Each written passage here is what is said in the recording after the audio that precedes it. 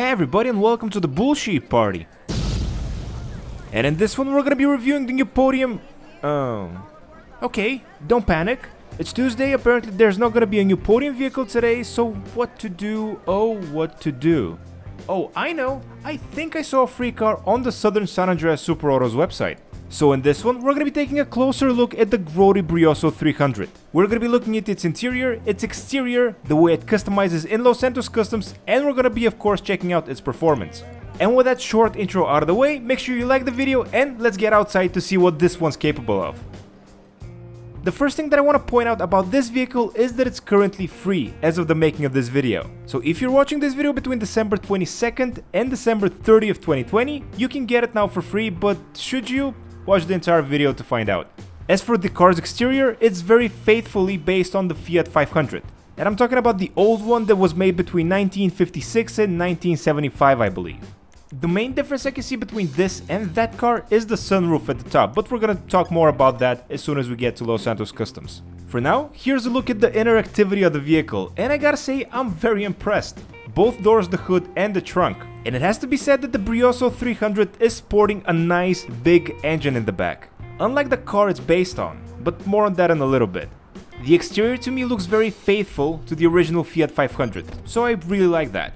But let's see how things look from the inside. Okay, let's see, now we have a dashboard, we have a mirror, everything else is missing, so yep, it's Italian alright. And even though it's sporting a fairly large engine in the back, it doesn't have the nicest sound as you heard. And this is the time where we see if the car is a rear-wheel drive or an all-wheel drive or a front-wheel drive, but you probably already saw it from the snow, it's a rear-wheel drive vehicle. Again, faithful to the Fiat 500 it's based on. And with that, let's start making our way through the snowy streets down to Los Santos Customs to customize this. And on my way there I want to share my initial thoughts and impressions of the stock vehicle. The first thing I noticed was how awkward the car felt to drive. Because it's a rear-wheel drive vehicle, the engine's in the rear, and it's very compact, it really does oversteer on every corner you make, especially on snow. And since snow seems to be the theme of the season, I can't test it on anything else. But I trust that this problem is gonna be there even when the roads are clear, just not as prominent. But I have to say, if you are looking forward to driving this in the snow, you can see the result. It just oversteers on every single corner and it spins out most of the time. But again, I'm just giving you my impressions of the stock version of this car. Maybe when we upgrade it, it's gonna be better. And maybe pigs will fly, but let's see. Another thing that you notice immediately when you get into this car is how tiny it feels. And it's also very easy to maneuver with. Another thing that I have to say is that it feels painfully slow. But again, I'm driving on the snow, so this might be different if I was driving on a clear road. So far, all in all, exactly what I was expecting. And keep in mind, I've seen this car in person, I've driven this car, I've ridden in this car many times.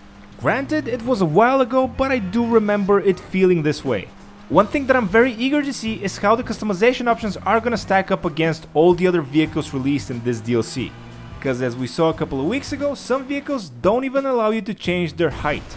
And as for the crash, I'm sure you guys are gonna agree with me, not my fault. And this time I really mean it, not my fault. Okay, it's my fault, I'm a horrible driver. Happy? What, you're still not happy? Okay, I know what's gonna make you happy. And here we are in Los Santos Customs in all its glory. And if you've seen my videos before, first of all, joke's on you, and second of all, you know I like to go over the performance options first and upgrade them. This way I don't forget anything performance-wise at the end, and it also allows me to just skim over the customization options as I'm going down the list. And I gotta say, the list looks interesting for this one, but we're gonna save this for the later part of the customization. Now is probably a good time to beg for likes. So if you're enjoying the content, please don't forget to like and subscribe and send me money and food. I like sandwiches.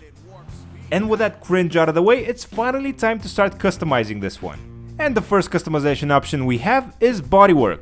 And it's... what are we looking at? I see. Okay, and next up we have bumpers. And starting with the front bumper, you can change it. And I gotta say, the front bumper options are actually pretty cool. And the rally bumpers, the one that have extra lights, the lights actually light up, which is another cool touch. As for the rear bumper, we have several options, none of them look cool, but I think this one looks the best. And the customization option that caught me off guard, changing the engine block. Now, of course, chances are that you're never gonna see this because the hood is always closed, but it's still a nice touch. And next up we have the exhaust options, and here we can see a plethora of different types. I gotta say, for a free vehicle, I'm not complaining so far, but I don't know if I'd feel the same if I'd paid 600,000 for it. Then again, if I'd paid 600,000 for it, it wouldn't be snowing outside and the vehicle would probably handle better, so I don't know, it's probably a toss-up at this point. One thing that's important to note here is that if you want to increase your traction bar, you need to include one of these ugly monstrosities on the back of the car. So I decided to go with the most discreet option, which is still ugly. And next up we have the thing you've all been waiting for, the liveries. And I've been fairly accused of not liking liveries. Oh no, wait, that was a confession. In any case, for your consideration, if you're looking to buy this car or get it, here are all the livery options for it. And in a surprising turn of events, this is probably the best looking vehicle I've seen with the black and yellow license plate. Snoop would be so proud if he wasn't high all the time. And here is, in my opinion, the best customization option for this vehicle, hands down. Even though it's technically not a convertible because you can't convert it on the spot, you can still pull the roof down in the Los Santos Customs garage. And in my opinion, this combination right here in front of you looks absolutely awesome on it. And also, think of how stupid this will look in the snow. I can't wait to see it. And going through the rest of the customization options, clearly you can customize the suspension height of the vehicle, which is more than I can say for some vehicles released this year. And all in all, I gotta say I was pleasantly surprised by this vehicle. Not only is it free, but it's fairly customizable. And I don't know if I mentioned it, but it's also free.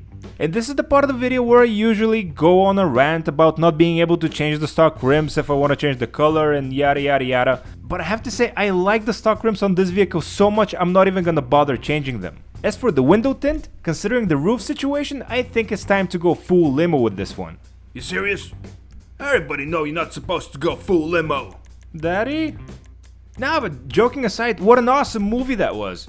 Anyway, back to the video, and it's time to select the color for the vehicle.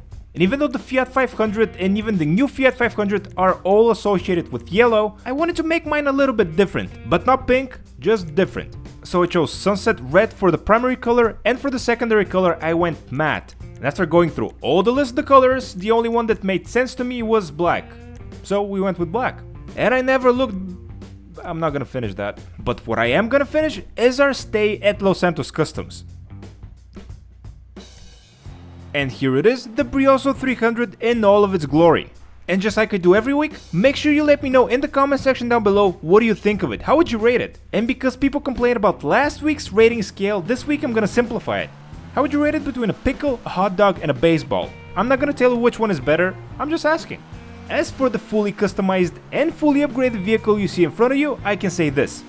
It sounds pretty much the same, so there's just a marginal improvement there. The acceleration is definitely better and the top speed is better as well. The braking is about the same, but it does feel a little bit stronger. But it's very disappointing to say that it still have the same issue as before. It just oversteers to no end. And once again, I am testing this only on snow because this is the environment that's available to me. But increasing the traction and lowering the height right didn't really make an impact in my opinion. Which is a shame because I really wanted to like this one. And now to answer the most difficult question, is it worth it? I can see two types of people asking this watching the video. Should I get it if it's free but I don't have available garage spaces, so I basically need to sell something off or trade it in? It's a nice looking car and it has character, but it doesn't handle very well.